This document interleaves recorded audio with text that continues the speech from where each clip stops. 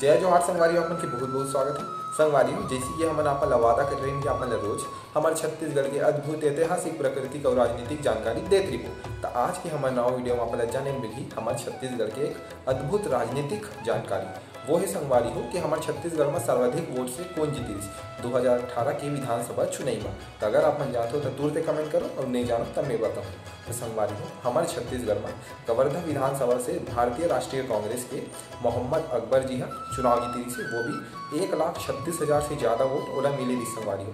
मतलब कि total 57% vote जितना जनता है वो 57% वोट मोहम्मद अकबर जी मिली से, और जीत के अंतर संगवारी हो तकरीबन 60,000 ही से। सोच सकते हो इतना ज़्यादा वोट से वह जीते हैं। यहाँ तो संगवारी कोई विधायक ला 60,000 वोट मिलते, वो 60,000 वोट के अंतर से जीतते। तो दूसरा नंबर में कौन रही से?